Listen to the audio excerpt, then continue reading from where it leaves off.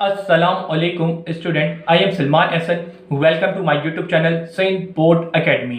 Student, इस lecture के अंदर हम लोग फर्स्ट ईयर मैथमेटिक्स की न्यू बुक के चैप्टर नंबर 3 की एक्सरसाइज 3.4 के क्वेश्चन नंबर 5 के दोनों पार्ट को कंप्लीट करेंगे इस लेक्चर में।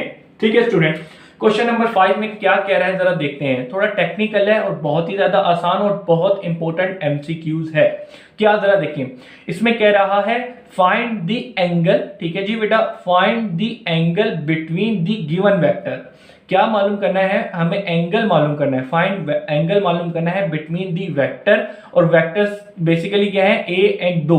ये बेसिकली वेक्टर्स दिए गए हैं पार्ट 1 में, और पार्ट 2 में भी ए एंड बी वेक्टर दिए हैं। इसका क्या कॉन्सेप्ट है, क्या फॉर्मूला लगेगा, वो थोड़ा बेसिक बता रहा हूं, और ताकि जब हम इसका सोल्यूशन करें तो आपको वो इजीली समझ सकें। तो भाई सबसे पहले तो आपको ये वाली बात पता होगी कि मिसाल के तौर पे एक वेक्टर है और ये दूसरा वेक्टर है। मिसाल के तौर पे ये वेक्टर ए है और ये वेक्टर बी है। इन दोनों के दरमियान में कुछ ना कुछ एंगल बन रहा होगा। तो भाई ये एंगल कैलकुलेट करके देना है, सिंपल। तो भाई फाइंड द एंगल, एंगल मालूम करना है बिटवीन द गिवन वेक्टर। तो ये एक एंड दो, ये दो बेसिकली वेक्टर दिए गए जिसको मैं ए और बी कह देता हूं। तो भाई ये जो दो वेक्टर के दरमियान में जो एंगल बन रहा है वो अब कैसे कैलकुलेट करके हम वो जरा देखें। ठीक है जी, तो उसको कैलकुलेट करने के लिए हम बेसिक डॉट प्रोडक्ट का फार्मूला यूज करेंगे। क्या था जरा देखें, डॉट प्रोडक्ट का फार्मूला क्या था? A dot B equal to magnitude of a multiply by magnitude of b और मल्टीप्लाई बाय कोस थीटा। सही जी बेटा। तो भाई ये जो डॉट प्रोडक्ट का फार्मूला है, इससे हम थीटा की वैल्यू निकालेंगे। कैसे जरा देखिएगा भाई, ए एंड बी दो वेक्टर जैसे आपको यहाँ पे दिए गए हैं वो लिखेंगे। सबसे पहले आप ए डॉट बी निकालेंगे। ए डॉट बी कैसे निकालेंगे? इस फॉर्मूले को, यानी कि आई से आई, जे से जे और के से के जो कंपोनेंट है वो एक दूसरे से मल्टीप्लाई करेंगे, डॉट प्रोडक्ट निकालेंगे इससे। फिर मैग्नीट्यूड ऑफ ए और मैग्नीट्यूड ऑफ बी निकालना इंतहाई आसान है, वो भी आपको पता है। अब यहाँ पे सिर्फ रह जाएगा कोस थीटा। तो थीटा कैसे निकालेंगे अब जरा वो देखें। बेटा यहाँ पे आप जरा देखिए, ये मल्टीप्लाई इधर जाके डिवाइड में आ जाएंगे। ऐसा ही है ना, है या नहीं है? बिल्कुल ऐसा ही है। सही जी। फिर इक्वल टू कोस थीटा आ जाएगा। अब इसको थोड़ा उलट के लिख देते हैं, cos theta equal to A dot b and magnitude of a multiply by magnitude of b. अब जरा देखिए, ये मल्टीप्लाई तो जाके डिवाइड कर दिया। अब आपने कहा क्या, यहाँ क्वेश्चन में रिक्वायर्ड क्या था? थीटा मालूम करना है। कोस थीटा नहीं कहा गया था, थीटा क्या गया? तो भाई यहाँ पे कोस है, उधर जाके कोस का इनवर्स कर दें। तो भाई ये cos inverse divided by a dot B divided by magnitude of A and magnitude of b का प्रोडक्ट। तो सिंपल इसकी जो वैल्यू आएगी उसका कोस इनवर्स ले लेंगे, थीटा आपके पास निकल के आ जाएगा। तो सिंपल इस क्वेश्चन के अंदर हम बेसिक फार्मूला यही यूज करेंगे, और इस फार्मूले से देखिएगा कैसे हम थीटा की वैल्यू निकालेंगे। तो बेसिक बहुत ही ज्यादा आसान और इंपॉर्टेंट एमसीक्यूज था, जो उम्मीद करता हूं इस बेसिक फार्मूले को यूज करते हुए हम निकालेंगे ड्यूरिंग द सोल्यूशन। अब जब आप देखेंगे ये चीज आपको और पक्की हो जाएगी। तो चले जी आए, चलते हैं इसके सोल्यूशन की तरफ। तो यहाँ पे हम लोग क्वेश्चन नंबर 5 का पार्ट नंबर 1 ले चुके हैं, जो कि हमें यहाँ पे दिया गया था क्या, कि find the angle between the vectors. और वेक्टर जो दिए गए पार्ट 1 में ये और ये दिया है। तो चलिए इसके सोल्यूशन स्टार्ट करते हैं। तो सबसे पहले सोल्यूशन लिखा। सोल्यूशन लिखने के बाद हम सबसे पहले इस क्वेश्चन के अंदर लिखेंगे गिवन। तो गिवन हमें बेसिक दो वेक्टर्स दिए गए हैं। तो वो वेक्टर्स क्या दिए गए जरा देख लेते हैं। I minus 2j and plus 3k। एक वेक्टर ये दिया गया है और दूसरा वेक्टर क्या दिया गया है? 3i माइनस 2j और प्लस k। ठीक है जी, ये दो वेक्टर्स दिए गए हैं। तो भाई ड्यूरिंग द सोल्यूशन मुझे इन वेक्टर को नाम देना चाहिए, क्योंकि मेरे लिए ही आसानी होगी। तो आप यहाँ पे गिवन लिखना चाहे गिवन लिख दें, या लेट लिखना चाहे लेट लिख लें, क्योंकि हम अब लेट कर रहे हैं। इसने डायरेक्ट हमें नहीं दिए गए थे ये वेक्टर। तो ए एंड बी वेक्टर सबसे पहले ये मैंने लेट कर लिया, क्योंकि ए एंड बी मतलब कि ये वेक्टर्स दिए गए थे, इनका नाम नहीं दिया गया था। तो सबसे पहले मैंने इनका नाम रख लिया। फिर इसके बाद आगे हमें रिक्वायर्ड बेसिकली क्या है? रिक्वायर्ड बेसिकली हमें थीटा है। थीटा ही एंगल को हम थीटा से प्रेजेंट करते हैं ना, कि find the angle between the vectors. तो इन वेक्टर्स के दरमियान में जो एंगल बन रहा है वो हमें रिक्वायर्ड है। तो चलिए इसके सोल्यूशन की तरफ हम चलते हैं। तो भाई सोल्यूशन करने के लिए सबसे पहले आपको पता होना चाहिए कि भाई ए डॉट बी, यानी कि थीटा हम कौन से फार्मूले से निकालेंगे? A dot B magnitude of A and magnitude of B into cos theta, यानी कि डॉट प्रोडक्ट का जो बेसिक फार्मूला है वहां से हम ये थीटा की वैल्यू निकालेंगे। तो उसके लिए सबसे पहले हम जो इस फार्मूले में मालूम करेंगे वो क्या करेंगे? A dot b. सही है ना भाई? सबसे पहले हमें ए डॉट बी मालूम करना है। ए डॉट बी निकालेंगे, फिर magnitude of A magnitude of B निकालेंगे, वो पुट करेंगे और कोस थीटा हमारे पास 2 मिनट में आ जाएगा। फिलहाल हम डॉट प्रोडक्ट निकाल रहे हैं। तो जरा देखें डॉट प्रोडक्ट क्या है यहाँ पे? आई जे के। फिर उसके बाद में बी वेक्टर क्या दिया है, बी वेक्टर यहाँ पे दिया है 3i 2j एंड k। अब क्या करेंगे, i से i, j से j और k से k मल्टीप्लाई कर देंगे। जो बेसिक फार्मूला है ये डॉट प्रोडक्ट का, 3 1 जा 3, 2 2 जा 4 और 3 1 जा 3। अब इनको सोल्व करें तो ये 6 और 7 और 3 10 हो जाएगा। तो ये आपने डॉट प्रोडक्ट निकाल लिया। आपने अभी तक एक चीज निकाली है इस फार्मूले की। अब हम क्या करना है, अब इधर चलते हैं। अब दूसरी चीज क्या है, मैग्नीट्यूड ऑफ ए निकालना है, ठीक है ना भाई। दूसरी चीज जो थीटा निकालने के लिए जरूरत है वो मैग्नीट्यूड ऑफ ए। तो भाई ए का वेक्टर, सबसे पहले ए वेक्टर पता होना चाहिए, तो वो क्या है i minus 2j and plus 3k, ठीक है जी। ये है, हमें इसका मैग्नीट्यूड निकालना है। तो भाई मैग्नीट्यूड निकालने का सबसे आसान तरीका क्या था बेटा, i के साथ क्या लिखा है 1 उसका स्क्वायर, j के साथ क्या लिखा हुआ है -2 उसका स्क्वायर, k के साथ जो लिखा है वो 3 उसका स्क्वायर। इनका सम किया और होल पे स्क्वायर रूट लगा दिया। 1 का स्क्वायर 1, 2 का स्क्वायर 4, 3 का स्क्वायर 9, ठीक है जी। अब जरा देखें 10 और 10 एक 14, ठीक है जी। तो मैग्नीट्यूड ऑफ ए आपका निकल के आ गया 14।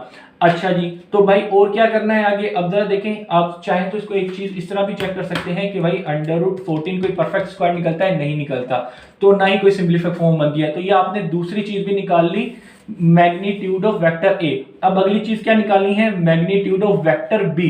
सही है ना भाई, कि थीटा मालूम करने के लिए अब मैग्नीट्यूड ऑफ वेक्टर बी की जरूरत है। तो अब बी निकालते हैं, वेक्टर का मैग्नीट्यूड।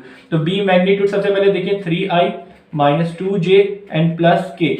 फिर उसके बाद में बी वेक्टर, तो भाई जरा देखें i के साथ क्या लिखा हुआ है 3, j के साथ क्या लिखा हुआ है 2 और k के साथ क्या लिखा है 1। इनका स्क्वायर किया, सम किया और होल पे स्क्वायर रूट लगा दिया। ये आपने मैग्नीट्यूड निकाल लिया 9 प्लस 4 और प्लस 1।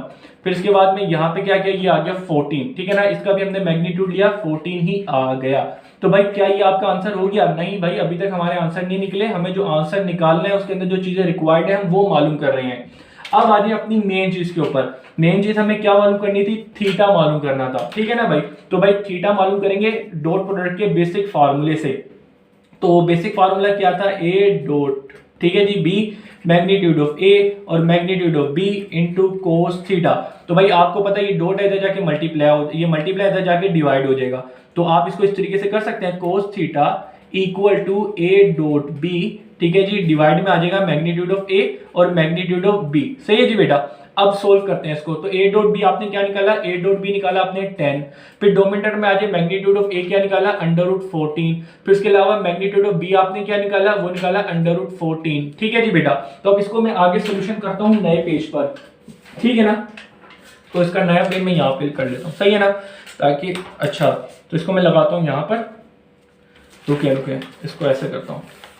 अच्छा जी बच्चों, कैसे हैं आप लोग? टाइम फ्री मिला तो इसलिए थोड़ी सी बात कर दी आपसे, उम्मीद करते हैं अच्छी होंगी। चलें फिलहाल कंटिन्यू करते हैं यहाँ पर। तो भाई हमने जो फार्मूला था वो पुट किया। तो भाई यहाँ पे कोस थीटा इक्वल टू, जरा देखें यहाँ पे 10।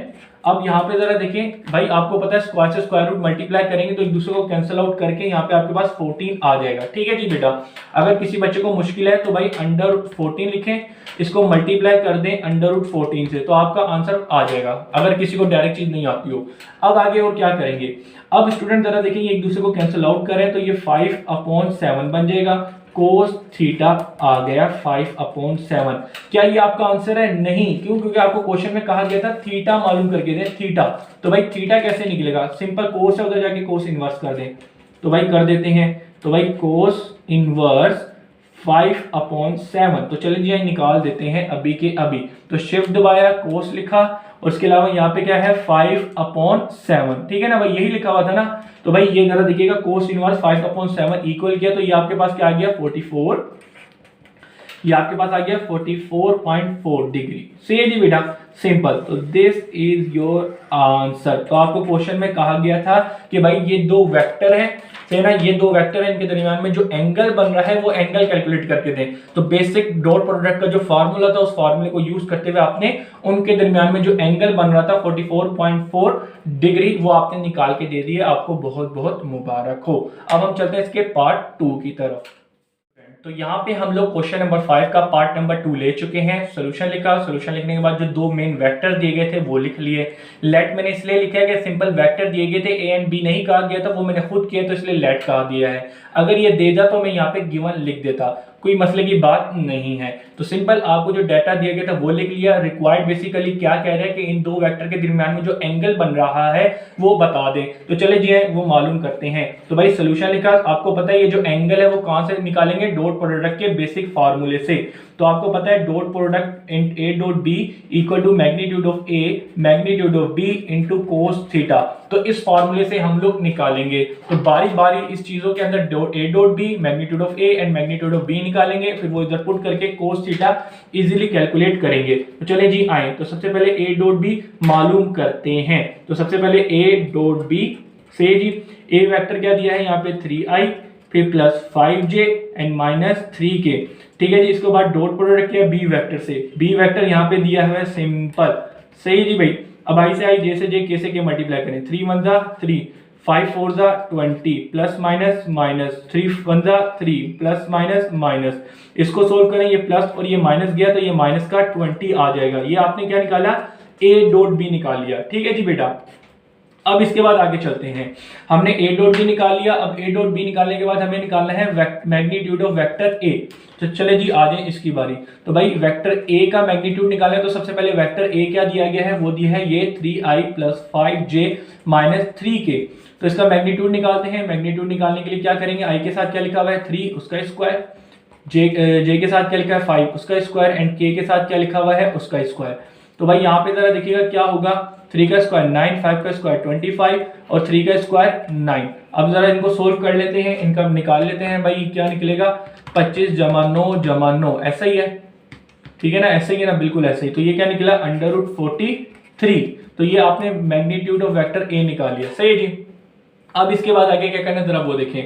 तो भाई ये आपने क्या निकाल लिया, ये दूसरा निकाल लिया। अब इसके बाद में हमें जो अगली चीज रिक्वायर्ड है वो क्या है, मैग्नीट्यूड ऑफ वेक्टर बी। तो मैग्नीट्यूड ऑफ वेक्टर बी निकालते हैं। तो मैग्नीट्यूड निकालने से पहले आपको उस वेक्टर मैग्नीट्यूड निकालने से पहले वो वेक्टर पता होना चाहिए, वो क्या है, आई जे एंड के। तो मैग्नीट्यूड निकालते हैं, चलो जी आ जाए। तो भाई मैग्नीट्यूड निकालने के लिए आई के साथ क्या लिखा है, जे के साथ क्या लिखा है और के साथ जो लिखा है उनका स्क्वायर करके सम करना है और होल पे स्क्वायर रूट लगा देना है। 1 4 का स्क्वायर किया 16, 1 का स्क्वायर किया 1, तो ये कितना हो जाएगा 18। ठीक है जी बेटा, तो 18 कोई परफेक्ट स्क्वायर निकलता है, √18।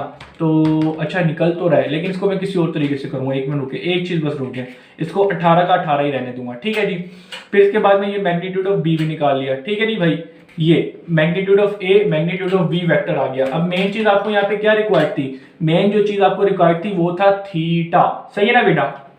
मेन आपको थीटा निकालना था। थीटा आप निकालेंगे इस फार्मूले से कि भाई A dot B equal to magnitude of ए और magnitude of vector B into cos theta, सही जी। तो भाई ए डॉट बी क्या है, ए डॉट बी आपको यहाँ चले पहले इसको थोड़ा सीधा कर लेते हैं। ए डॉट बी डिवाइड में आ जाए, मल्टीप्लाई इधर जाके डिवाइड में आ गया, सही है जी भाई। फिर इसके बाद में इक्वल टू कोस थीटा। अब मुझे आगे कंटिन्यू करना है इसको नए पेज पर, तो नया पेज लगा लेता हूँ ताकि सही और साफ सुथरा मेरा काम रहे। ठीक है ना बेटा, सिर्फ आपकी वजह से, क्या आपको हर चीज क्लियर है। मैं चाहूँ तो बीच में भी कर सकता हूँ, सिर्फ आपकी वजह से कर रहा हूँ।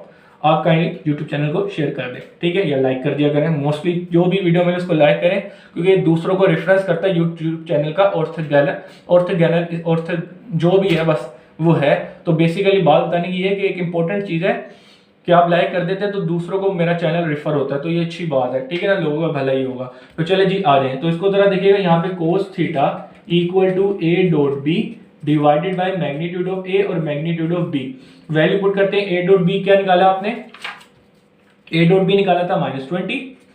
डोमिनेटर में आ जाए, आपने ए मैग्नीट्यूड क्या निकाला था √43 और multiply by magnitude of B क्या निकाला था आपने √18। ठीक है जी, अब इसको सोल्व करते हैं तो -20 डोमिनेटर में जरा आ जाए। आपको ये बात पता होनी चाहिए, स्क्वायर रूट के अंदर है तो स्क्वायर रूट के अंदर 43 मल्टीप्लाई बाय 18 हो सकता है। ठीक है जी, ये आपने मल्टीप्लाई किया तो ये आपकी क्या फॉर्म बन के आ रही है, 3/86, सही जी बेटा, एक मिनट रुक जाइए, मैं एक चीज चेक कर लूँ पीछे आंसर यही दे रहा है या ये नहीं दे रहा, तो क्या दे रहा है मैं एक मिनट चेक करता हूँ। मुझे ऐसा लग रहा है मैंने आंसर कुछ और निकाल रहा हूँ।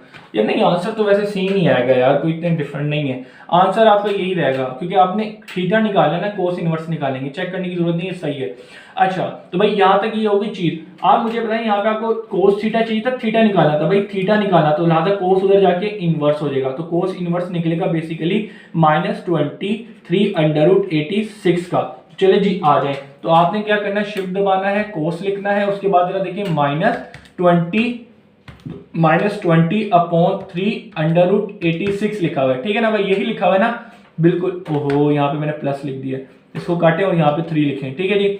तो ये पूरी जो वैल्यू थी वो लिखी, कोस इनवर्स की चाहिए थी, इसको इक्वल किया, आपका आंसर क्या आया, आपका आंसर आ गया है जो थीटा आपने निकाला है। याद रखिएगा अक्सर बच्चे माइनस नहीं लगाते, आंसर गलत आ सकता है, तो भाई आपने इसको चीज चेक करके देखनी है। तो भाई जो एंगल मालूम करने के लिए कहा गया था वो क्या गया, 135 डिग्री। ये भी याद कर लीजिएगा, अक्सर सर जो होते हैं चेकिंग के दौरान चेक करते हैं कि यूनिट कौन सा लगाया है, कॉमनली डिग्री होता है, लेकिन कभी कभी रेडियन भी आ रहा है, तो वो फिर बाद में डिस्कस करेंगे इंशाल्लाह, चैप्टर नंबर 10 का ये टॉपिक है।